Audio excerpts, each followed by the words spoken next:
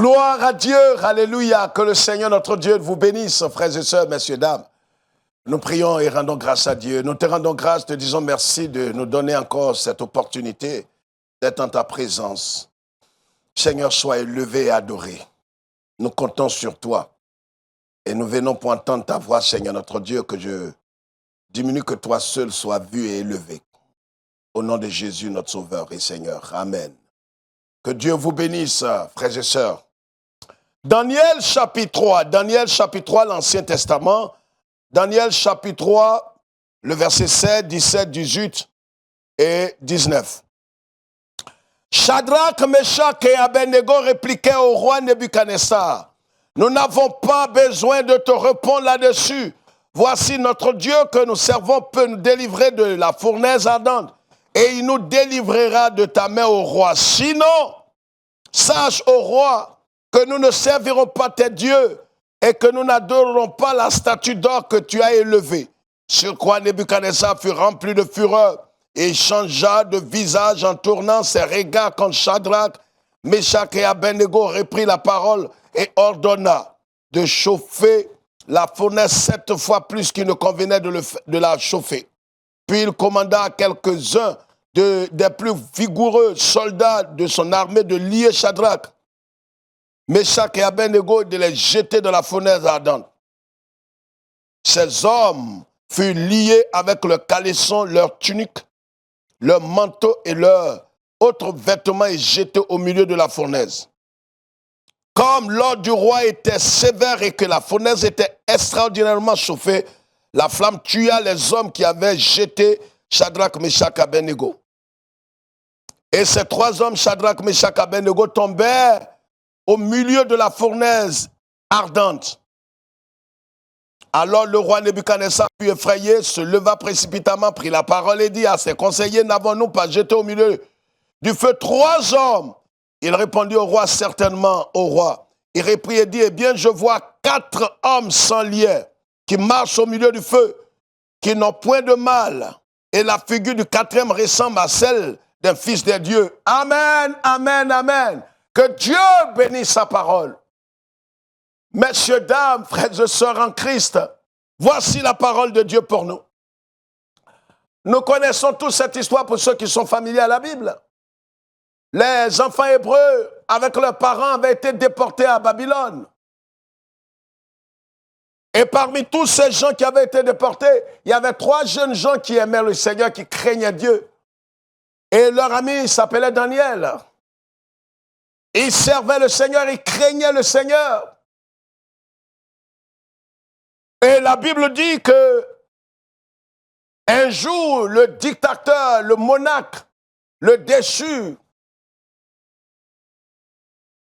l'imitateur de Satan, Nebuchadnezzar, s'est levé un matin, il a dressé une statue d'or et il a ordonné à ce que tous les habitants de Babylone adorent la statue d'or parce que c'était une statue d'or. Les 3 enfants hébreux ont dit, nous connaissons le Dieu d'Abraham, d'Isaac et de Jacob. Nous avons été éduqués depuis notre tendre enfance à adorer le seul et l'unique vrai Dieu, le Dieu d'Israël. Alors, Nebuchadnezzar, sache que nous n'adorons pas ton Dieu. Le thème que je voudrais partager humblement avec vous est intitulé « Quel type de foi avez-vous » Quel type de foi avez-vous, frères et sœurs, messieurs, dames? Beaucoup disent, moi j'ai la foi. Et la Bible dit d'ailleurs en Hébreux chapitre 11, le verset 6, que or sans la foi, nul n'est agréable à Dieu. La foi est fondamentale. La foi est au centre. Même en ce qui concerne le salut.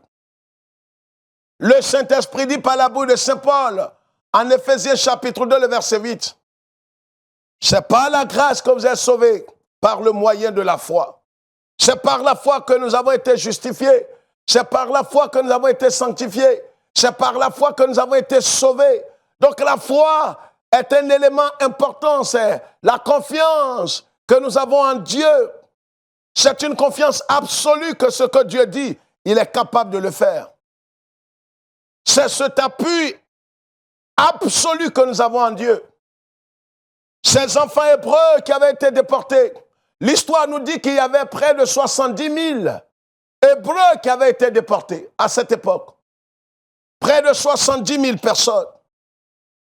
Et parmi ces 70 000 personnes, je me demande où étaient les autres personnes, à l'exception de Shadrach, Meshach, Abednego et Daniel. Où étaient les autres? Voilà ce qui peut nous donner matière à réflexion dans l'histoire de Daniel, Shadrach, Abednego et Meshach. Ils ont été tous déportés, près de 70 000 personnes, et il ne s'est trouvé que seulement 3 jeunes gens qui craignaient le Seigneur, qui ont refusé de se compromettre, qui ont refusé d'adorer la statue, et les autres. Voyez que le salut est personnel. Le salut n'est pas une affaire de père et mère, frères et sœurs.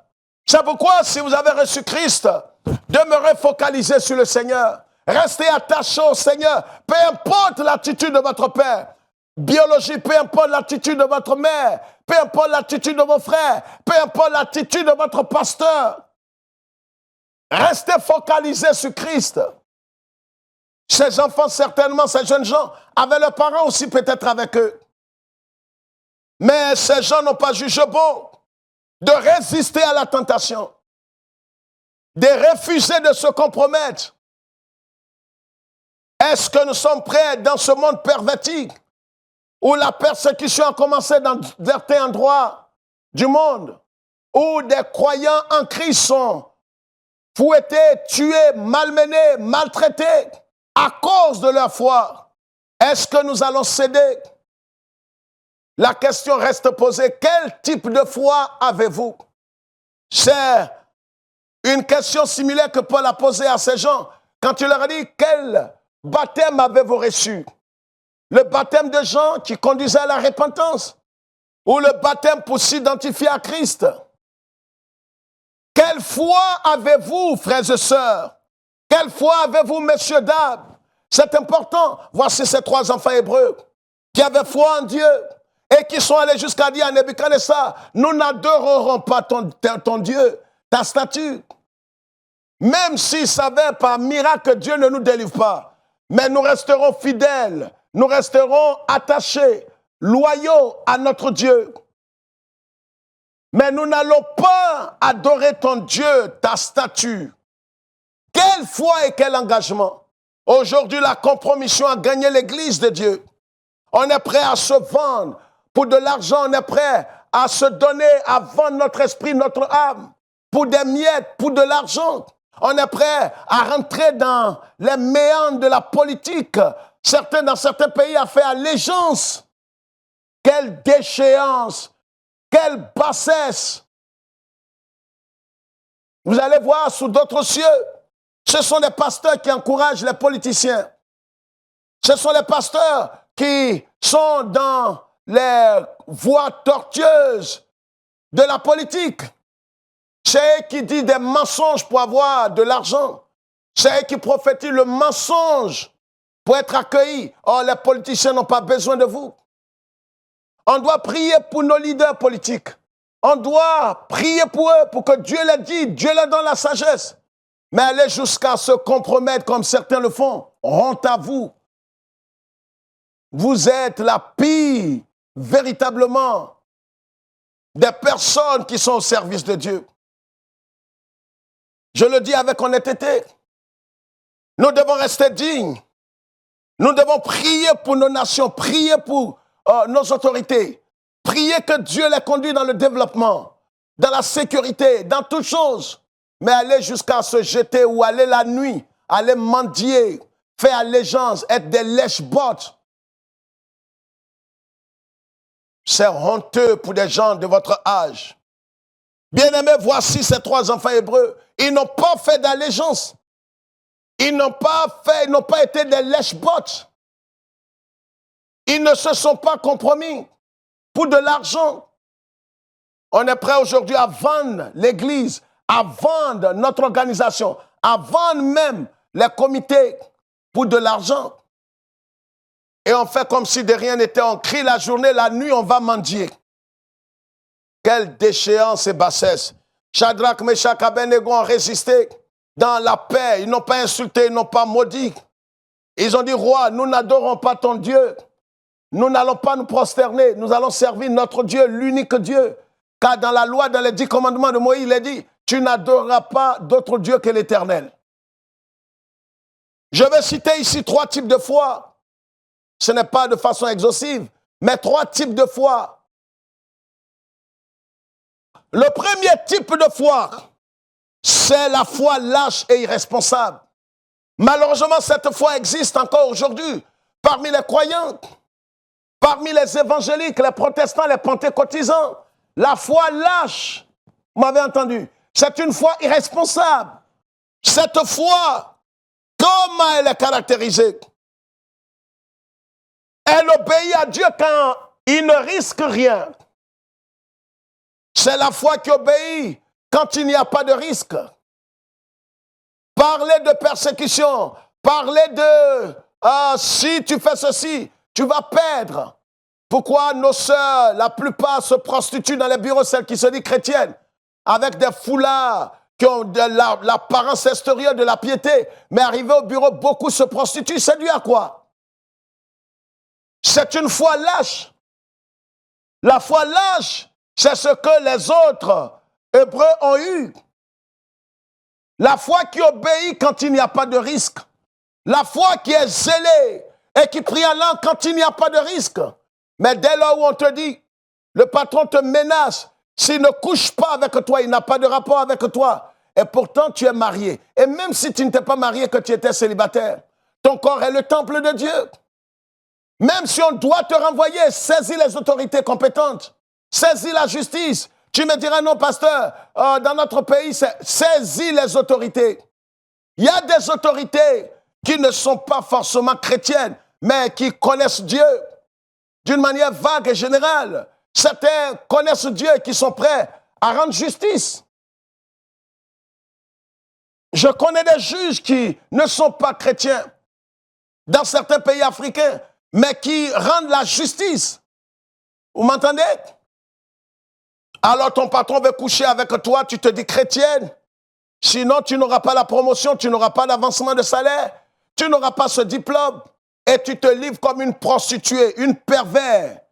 Tu as perdu ton âme. Vous savez, le péché volontaire, normalement, il n'y a pas de pardon pour cela. Quand tu pêches et tu dis non, je vais jeûner. J'ai entendu le témoignage de plusieurs jeunes filles. Son patron lui a demandé des choses. Elle a dit, elle va le faire et puis jeûner pour que le ciel lui pardonne.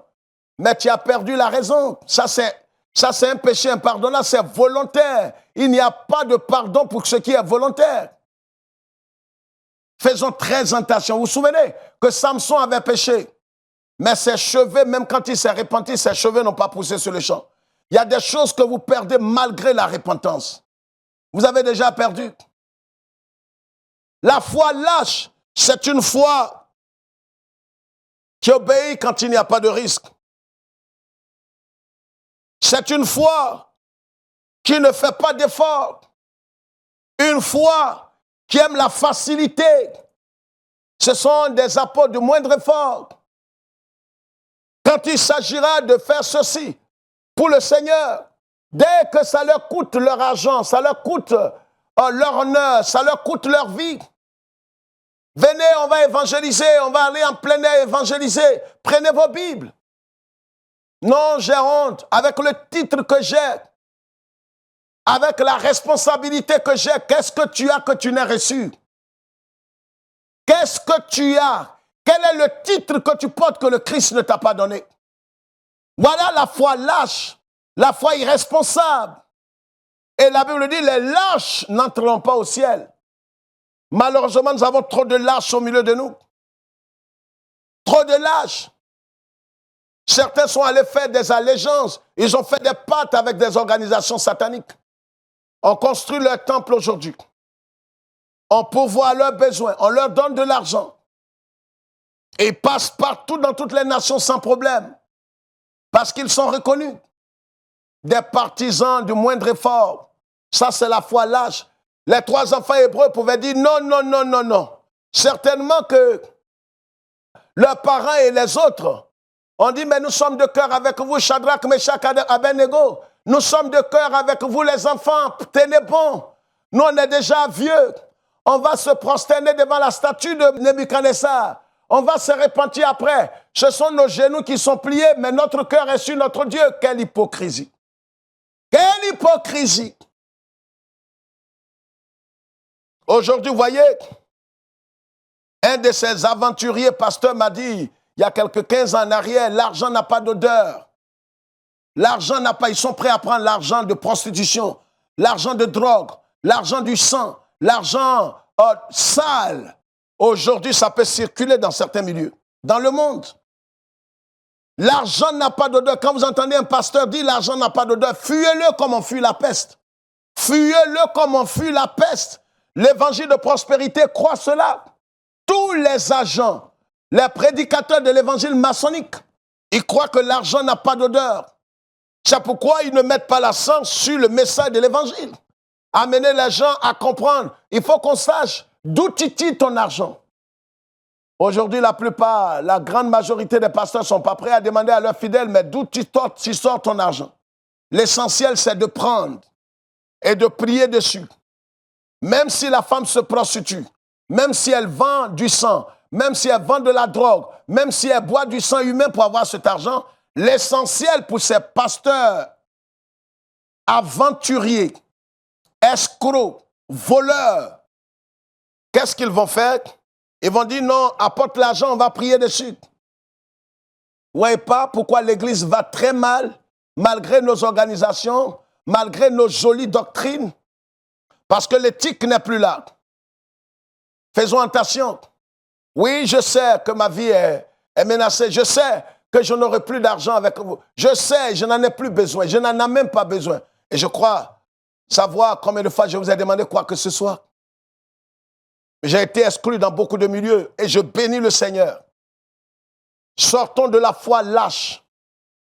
La foi qui ne nous coûte rien. Vous comprenez? La foi qui n'est pas prête à prendre des risques. La foi qui obéit quand il n'y a pas de risque. C'est une foi lâche, une foi irresponsable. Arrêtez de dire. Et certainement, comme je l'ai dit, les vieux, les autres, en dehors des 3 enfants hébreux, certainement leur ont dit, mais nous sommes de cœur avec vous. Les jeunes gens, allez-y. Nous sommes de cœur avec vous.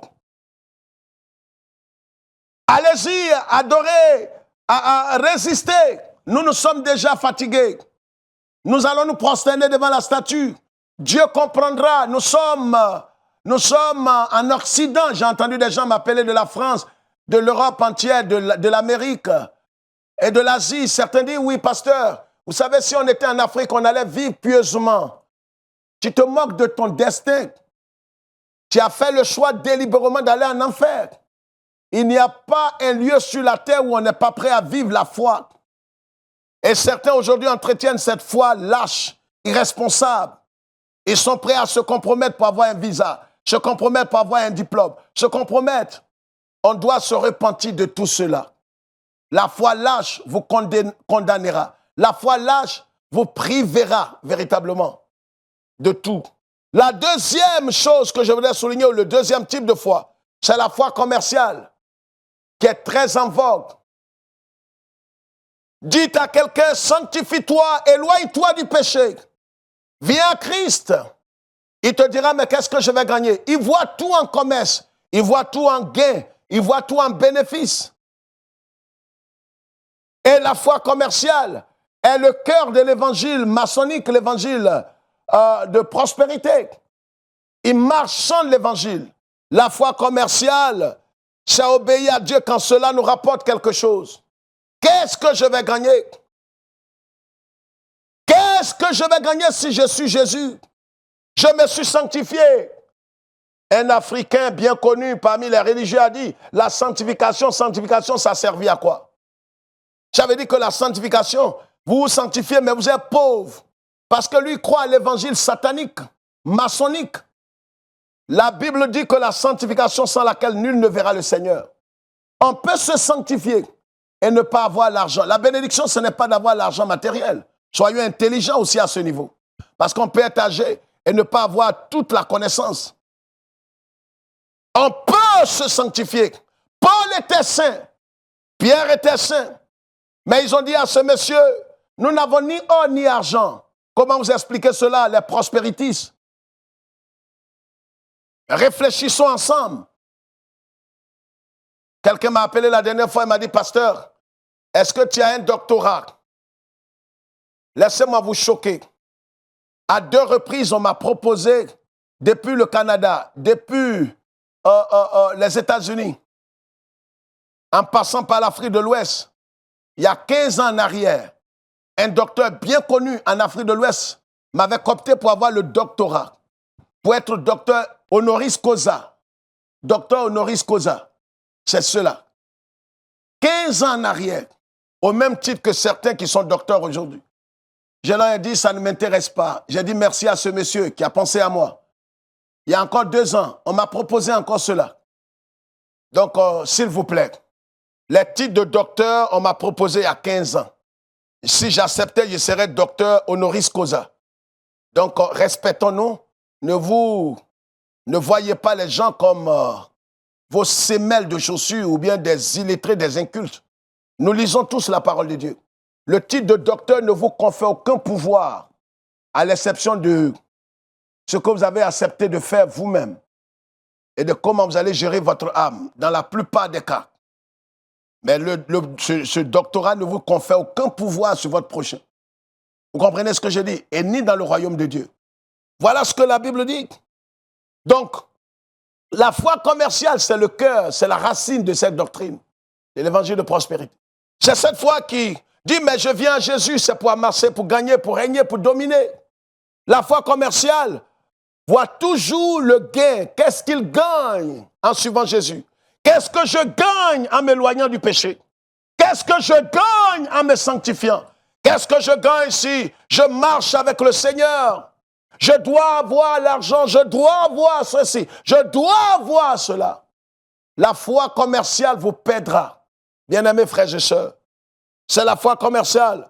On ne craint pas Dieu. On fait tout pour avoir quelque chose. On rentre dans le mercantilisme. C'est pourquoi aujourd'hui, certains sont prêts à prêcher des doctrines de démons. Certains sont prêts à rentrer dans les réseaux mafieux pour avoir l'argent, pour avoir tout, pour avoir le bien matériel, pour être vu et acclamé des hommes, avoir la popularité. Bien-aimés, nous devons nous ressaisir. Messieurs, dames, quelle foi avez-vous? La 3e forme de foi, ou le 3e type, c'est la foi biblique. Jésus le dit en Marc chapitre 11, verset 22, « Ayez foi en Dieu ». C'est cette foi qui est caractérisée par la pureté, par la sainteté, par une foi absolue, sans compromission. C'est une obéissance à Dieu. C'est pourquoi la voie biblique, la voie pure et sainte, c'est une obéissance à Dieu. Quand j'obéis à Dieu de tout mon cœur, alors j'ai la foi biblique. J'ai la foi pure, comme l'apôtre Paul le dit en 1 Thessaloniciens chapitre 3, verset 6, pour ceux qui prennent note. 1 Thessaloniciens 3, verset 6, où Paul parle d'une foi saine, une foi pure, pas une foi lâche et irresponsable, qui adore Dieu quand il n'y a pas de risque, qui adore Dieu quand il ne s'agit pas de donner son offrande, qui adore Dieu quand il s'agit... C'est vrai que certains en ont abusé, mais vous ne pouvez pas dire que vous aimez Dieu si vous n'êtes pas prêt à lui donner aussi votre argent. Ce n'est pas ce qui vous sauve. On est prêt à adorer Dieu sans risque. Quand notre vie n'est pas menacée, on est prêt à échanger tout pour garder son poste, garder son titre et garder son honneur. Et puis la foi commerciale qui adore Dieu proportionnellement à ce qu'il gagne. Il n'adore Dieu que si, et il suit Dieu que si, et il obéit à Dieu que si et seulement s'il gagne quelque chose. C'est des gens qui doivent gagner en tout. Et puis la foi biblique, qui honore Dieu, qui se soumet à Dieu, qui n'attend rien en retour, mais qui aime le Seigneur de tout son cœur. Il ne suit pas le Seigneur pour la main du Seigneur, il suit le Seigneur pour le cœur du Seigneur, qui sait que Dieu l'a aimé avant toute chose. Donc on sert le Seigneur, on suit le Seigneur, on obéit au Seigneur, on n'attend rien en retour. Il nous a donné déjà le pardon de nos péchés, la vie éternelle, c'est l'essentiel. Les autres choses, s'il nous donne l'argent, nous bénissons son nom. S'il nous donne les biens matériels, nous bénissons son nom. Mais le Fils de Dieu n'est pas mort pour que nous ayons un confort immédiat et terrestre. Si quelqu'un vous dit cela, fuyez-le. Il va vouloir justifier en sortant des versets de leur contexte pour faire avaler ces choses. Ils sont tous membres d'une organisation secrète qui est rattachée et qui les amène à prêcher l'évangile de prospérité. Ils sont tous dans un réseau. Et tôt ou tard, Dieu va vous révéler cela. Donc, attachons-nous et ayons la foi biblique, la foi qui obéit à Dieu, la foi qui sert Dieu, la foi qui n'est pas lâche, irresponsable, ni commerciale. Que Dieu nous bénisse. Et si, en écoutant ce message, vous avez à cœur de connaître davantage le Seigneur, vous pouvez nous appeler. Nous pourrons parler avec vous. Si vous ne l'avez pas connu, ouvrez votre cœur et recevez-le véritablement. Que Dieu nous bénisse et que Dieu bénisse Israël et Jérusalem, l'unique capitale. Shalom.